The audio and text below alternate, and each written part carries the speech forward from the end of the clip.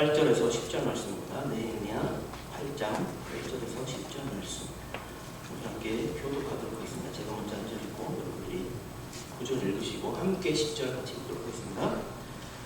하나님의 율법책을 낭독하고 그 뜻을 해석하여 백성으로 그 낭독하는 것을 다 깨닫게 하매 백성이 율법의 말씀을 듣고 다 아는지라. 총독 느헤미야와 제사장 박사 에스라와 백성을 가르치는 사람들이 모든 백성이 이르기를 오늘은 너희 하나님 여호와의 성인이니 슬퍼하지 말며 울지 말라 하고 느헤미야가 또 이르기를 너희는 가서 사진 것을 먹고 한 것을 마시되 예비치 못한 자에게 너희가 나눠주라. 이는 우리 주의 성민이 근심하지 말라. 여호와를 기뻐하는 것이 너희의 힘이라 하고. Today's passage comes from Nehemiah chapter 8, verse 8 to 10. Nehemiah chapter 8, verse 8 to 10. So they read distinctly from the book in the law of God, and they gave the sense and helped them to understand the reading.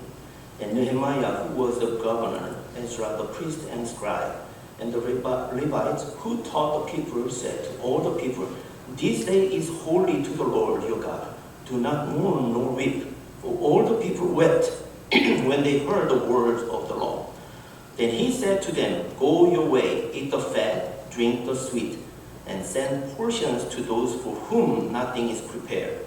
For this day is holy to our Lord. Do not sorrow, for the joy of the Lord is your strength." May we receive today's word deeply in our hearts. Amen.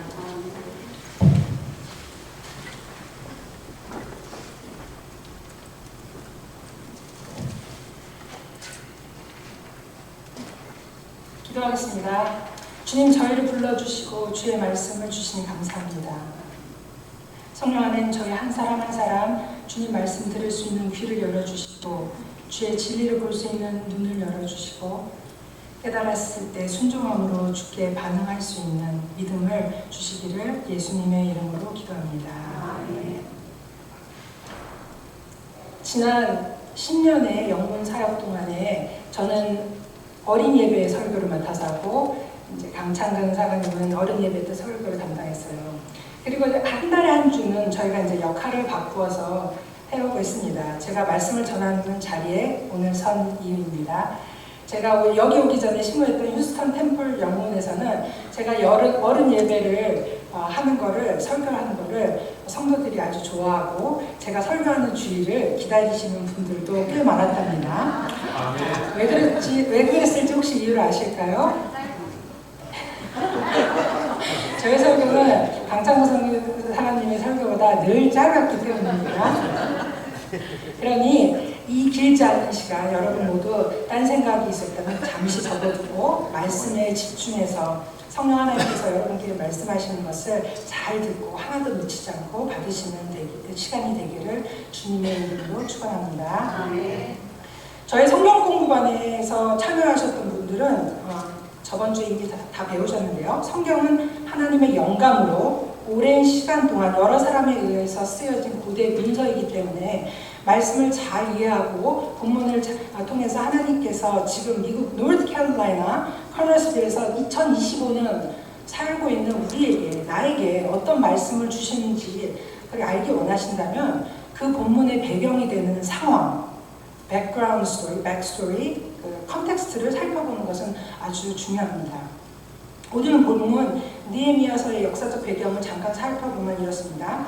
이스라엘은 하나님께 불순종하며 많은 왕들이 있었지만 하나같이 다 우상을 섬기며 악행을 했을 정도로 굉장히 많이 타락했습니다. 그런 이스라엘은 결국 이웃나라 강대국 바벨론의 포로로 끌려갔고 이후에는 페르시아의 지배를 받게 되었습니다. 예루살렘은 완전히 파괴됐고 성전은 불타 없어졌습니다. 하나님은 에스라와 느헤미야라는 두 위대한 지도자를 통해서 하나님의 백성들을 그들의 땅으로 돌아오게 하셨고 예루살렘 성과 벽을 다시 짓게 하셨어요. 하나님께서는 느헤미야에게 예루살렘의 성벽을 세우라는 지시를 주셨고 느헤미야는 단 52일 만에 이 어려운 일을 해냅니다.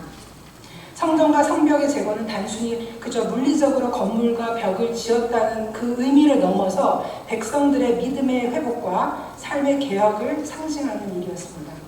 그들의 불순종과 믿음의 실패가 얼마나 큰 고통과 비극을 가져왔는지를 뼈저리게 깨닫는 시간이었습니다.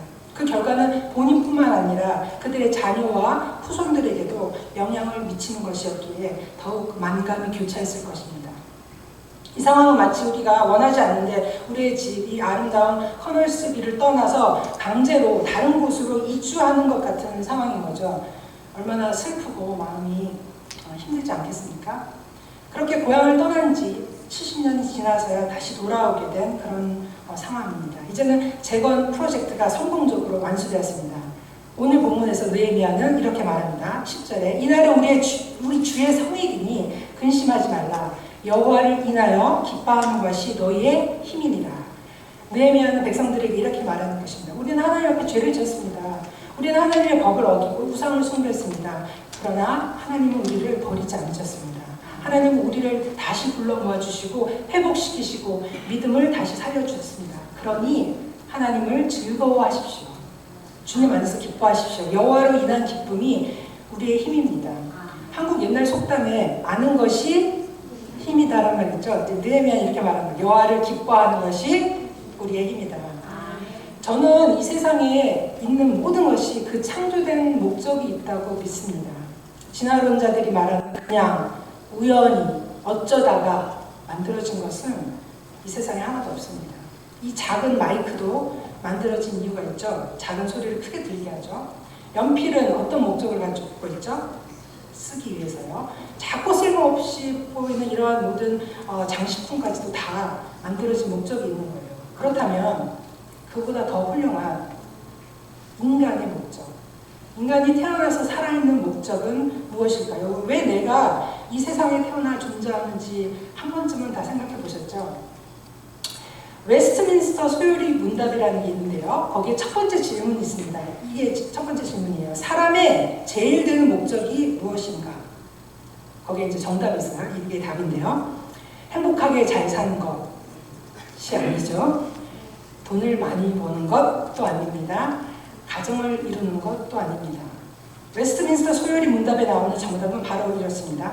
인간의 제일 되는 목적은 하나님을 영화롭게 하고 영원토록 그분을 즐거워하는 것이다. 영어로는 Man's chief end is to glorify God and to enjoy Him forever. 제가 이 문답을 처음 들었을 때 좀 충격적이었어요. 하나님을 인조이한다? 그게 도대체 무슨 말인지도 잘 모르겠고, 한편으로는 인조이라는 말을 하나님한테 갖다 붙여서 쓰는 게 왠지 모르게 왠지 좀 죄송한 마음도 들고 그랬던 거예요. 하나님을 즐거워한다. enjoying God. 그것은 어떤 의미일 것 같으세요? 우리는 종종 새로운 것을 보면 되게 인조이하죠. 즐거워합니다. 신상 핸드폰 처음 샀을 때 생각나세요? 제가 아이폰이 처음 나왔을 때 너무너무 신나더라고요. 기분 좋고요. 그때 기쁨은 한 몇 주 정도 지속되더라고요. 하지만 몇 년 동안 매일매일 그 기쁨이 새록새록하지는 않죠. 새 차를 샀을 때를 떠올려 보세요. 여기 새 차 사시는 분도 좀 있으신데 기분 좋고 그 차를 탈 때마다 볼 때마다 즐겁죠. 깨끗하게 세차도 자주 합니다. 그러나 한 달, 몇 달만 지나면 이제 그 기쁨도 조금씩 바래지죠. 새 집 살 때는 어떤가요? 제가 휴스턴에서 결혼하기 한 달 전에 이제 신혼살림을 차릴 집을 샀는데 엄청 기쁘고 우리 집이라고 생각하니까 그냥 힘든 줄도 모르고 저희가 가가지고 바닥도 마루로 직접 깔고 정성스럽게 신혼집을 꾸몄던 기억이 납니다. 너무 행복했죠. 그러나 한 1, 2년 지나면서 집에 대해서도 좀 무덤덤해지더라고요. 새로운 물건을 샀을 때 첫날의 기쁨을 동일하게 유지하면서 몇 년을 그렇게 매일매일 즐거워하는 사람은 아마 많지 않을 거예요. 물질이 아니라 사람의 마음을 얻을 때는 어떻습니까? 기쁠 수 있죠. 그러나 그 기쁨은 영원합니까? 우리는 알고 있어요. 인간의 사랑은 불완전하고 영원하지 않습니다. 우리는 바람에 흔들리는 그냥 갈대처럼 자주 변할 수 있는 존재거든요. 교회에 사람을 의지하며 사람의 사랑을 얻기 위해서 나온다면 결국은 한 번쯤은 다 실망하게 될 것입니다. 사람들이 나를 거절할 때 낙심하지 마세요. 아니 낙심될 때 나를 있는 그대로 변함없이 사랑해 주시는 그분을 생각하세요. 그분이 누굽니까? 예수님이시죠. 그죠? 예수님이세요. 그분이 여러분을 사랑하고 은혜로서 아들, 딸을 삼아주신 것을 기억하신다면 사람에게 오해받고 판단당할 때 그때가 예수님의 고난을 철저하게 묵상할 수 있는 귀한 기회로 아시고 감사하십시오. 또 그 반대로 사람들이 나를 좋아해 줄 때도 있죠. 그때 너무 들뜰 필요도 없습니다. 인간의 사랑은 언제나 불완전하고 또 사람의 사랑은 언제든 대신할 수 있잖아요. 그저 우리는 모두 죄인입니다. 구주 예수님이 필요한 절대적인 죄인입니다. 그래서 예수님 중심의 삶을 사셔야 돼요. 하나님께서 여러분을 사랑하시는 거 믿으세요? 느껴지세요? 이게 얼마나 사랑하시냐면요. 그분의 사랑은 헤아릴 수가 없다고 우리 많이 찬양을 하시죠. 그 증거가 바로 예수님이에요. 독생자 예수님 보내셔서 십자가에서 돌아가셨죠. 하나님은 자신의 아들을 십자가에 내어주시기까지 여러분을 사랑하셨습니다. 저는 아들이 하나 있고 딸이 하나 있어요. 딸이 저기서 트랜슬레이션 하고 있는데 아들은 이제 인디아나에 있습니다. 일을 하고 있는데 제가 어떤 사람을 얼마나 사랑하면 제 아들을 내어줄 정도로 사랑할 수 있을지 가늠할 수가 없어요. 저는. 그래서 저는 하나님의 사랑을 생각할 때 현실감이 좀 떨어질 때가 있어요. 제 생각의 한계, 제 사랑의 한계로는 도저히 다 이해할 수도 없는 가장 위대한 사랑 그 자체가 하나님이세요. 그런 그분이 여러분을 누구보다도 더 깊이 돌보십니다. 하나님의 사랑은 신실하시고 변함없으시고 또 끝까지 사랑하시는 그런 사랑입니다. 그래서 하나님 너무나 여러분을 사랑하시기 때문에 여러분의 마음을 원하시는 거예요. 그게 사랑이잖아요. 늘 여러분을 바라보시고 마치 짝사랑하는 것 마냥 항상 옆에 계십니다. 하나님 여러분을 하나하나를 사랑하시기로 그냥 작정하신 거예요. 우리가 그분을 먼저 찾지 않았어요. 그분이 저희를 불러주셨습니다. 우리가 먼저 그분을 사랑하지 않았어요. 그런데 그분이 먼저 우리를 사랑해 주셨습니다. 할렐루야. 하나님을 기뻐하고 즐거워하는 것의 뜻이 무엇인지 궁금해 생각해 보기 원합니다. 그것은 하나님을 아는 데서 오는 기쁨입니다. 단순히 하나님에 대해 아는 것이 아니라 하나님을 아는 것입니다. 여러분들 중 아주 오랫동안 교회 다녔다 해도 하나님에 대해서만 알고 실제로는 하나님을 모르는 함정에 빠지신 분들도 많으실 것 같아요. 여러분 한국의 유명한 방송인 유재석 아세요? 예, 많이 알고 계시죠? 그런데 유재석 씨는 여러분을 아나요? 뭐 알면 좋겠지만 아마 대부분 모를 겁니다. 우리는 그를 알아도 그는 당연히 우리를 모르죠. 이런 경우는 이렇게 말하는 게 정확한 표현일 거예요. 우리는 그를 아는 게 아니라 그에 대해서 아는 거죠. 여러분은 하나님을 아세요? 아니면 하나님에 대해서 아세요? 아무리 성경 통독을 10번, 30번, 100번을 했다 해도 그 구원의 진리가 그저 성경 위에 글자로만 존재하고 내 삶에 아무런 영향도 주지 않는다면 그것은 마치 우리가 TV에서 연예인을 아는 것처럼 개인적인 관계 없이 하나님에 대해서 아는 것입니다. 그러나 하나님은 우리에 대해서 아시지 않죠. 우리를 이름으로 알고 계세요. 머리털까지도 세심받았다고 했어요. 속속들이 다 아십니다. 여러분은 하나님 아세요? 하나님을 아빠라고 부르실 수 있을 정도로 친밀한 관계를 가지고 계세요. 왠지 아빠라고 하면 좀 약간 오글거리나요? 아바 하나님. 하나님을 더 알고 하나님을 더 사랑하는 데서 오는 기쁨, 그것이 영원한 기쁨이고 그 기쁨이 우리에게 힘을 줍니다. 하루를 하나님과 동행하는 그 기쁨이 바로 참된 기쁨입니다. 우리는 하나님께서 우리에게 생존에 필요한 모든 것을 공급해 주시고 병을 고쳐주시고 사고에서 지켜주시기 때문에 감사해야 합니다. 하지만 그것만이 이유가 아닙니다. 그것 때문만이라면 병이 낫지 않고 사고가 나고 이러면 감사하기 어렵죠. 그러나 우리가 하나님을 즐거워해야 하는 이유는 그분이 우리의 어떤 필요를 공급해 주시기 때문만이 아니라 그저 그분 자체를, 그분이 나의 주님이시기 때문에 즐거워해야 합니다. 만약에 자녀분이 계신데 자녀분한테 생활비를 보내주고 그런 것 때문에 고마워한다면 조금 서운하죠. 그냥 자녀분이 여러분을 부모님이기 때문에 사랑하고 존경할 때 그때 마음이 좋지 않습니까? 하나님도 마찬가지죠. 돈이 부족하고 병이 낫지 않고 사고를 당했다 해도 우리는 하나님을 즐거워할 수가 있어요. 감사할 수 있습니다. 왜냐하면 우리는 하나님께서 우리의 삶을 통치하시는 주권자 되신 분, 그분이 그 능력이 있으신 분이 선하신 나의 아버지라는 분을 부인이심을 믿기 때문입니다. 그리고 결국 이 세상은 우리의 최종 목적지가 아니잖아요. 하나님은 어떻게 즐거워할 수 있을까? 저는 고기를 굉장히 많이 좋아하는 편이에요. 밋이러입니다. 카니볼이라고 그러나요? 그래서 좋은 스테이크를 어떻게 즐겨 먹는지 아주 잘합니다. 그러니까 저를 스테이크 하우스에 데려가 주세요. 아주 등급이 높은 고기를 먹을 때는 마구잡이로 급하게 막 씹는 둥 마는 둥 그냥 꿀꺽 생기지 않아요. 너무 아깝죠 그러면. 천천히 씹고 육질도 느끼면서 입안에 번지는 풍미를 느끼며 만끽하며 그 맛을 음미합니다. 하나님을 즐거워하는 거, 인조이하는 거요. 결국 한 해가 보낸 시간을 즐거워하는 것도 이와 비슷하지 않을까요? 그 급하게 그냥 하기 싫은 숙제하듯이 그냥 말씀 후다닥 읽고 그냥 기도 후다닥 하는 그런 거는 하나님을 즐거워하는 것은 아닐 거예요. 하나님의 말씀을 읽고 묵상하고 찬양하고 기도하고 감사하는 하나님과의 그 퀄리티 타임, 질 좋은 시간을 가지세요. 그리고 그것이 바로 하나님을 즐거워하는 것입니다. 그런데 하나님을 즐거워하는 법은 하루아침에 배우는 것이 아닙니다.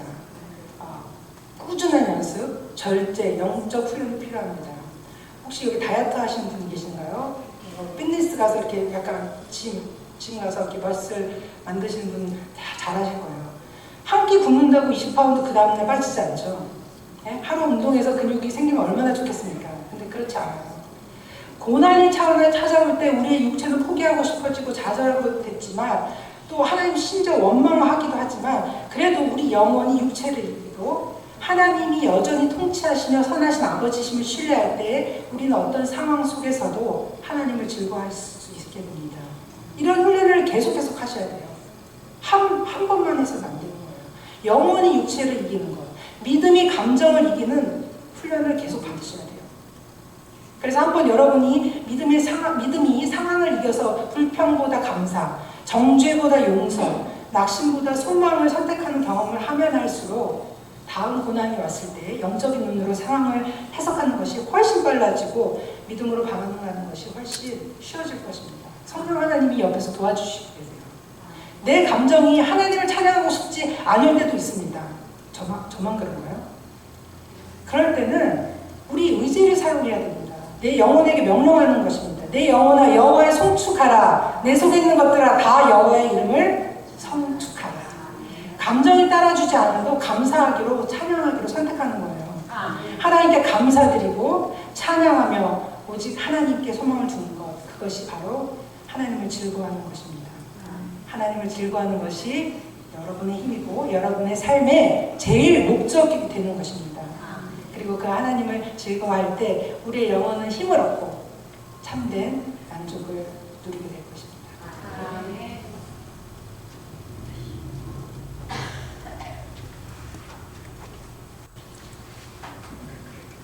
자, 우리 이제 말씀을 받았으니 우리 이 거룩한 자리로 여러분을 초대하겠습니다.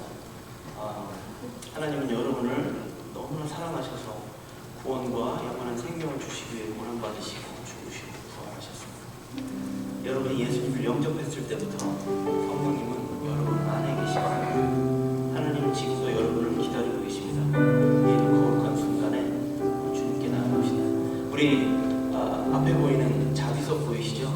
이게 나오기가 참 힘이 들어요. 저도 알아요. 저도 어떨 때는 이게 나가고 싶지 않아요.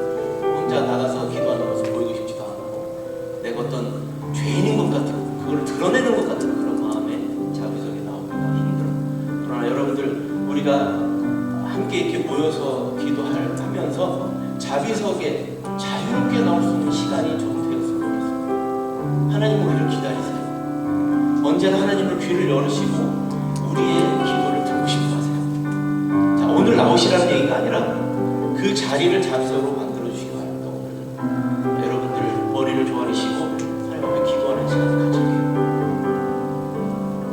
하나님 안에 나의 힘이 되시고 나의 능력이 되시고 하나님 앞에 잠깐 묵상하면서 기도하겠습니다. 하나님 저를 인도해 주세요. 저를 인도해 주셔서 제가 하나님 앞에 나아갈 수 있도록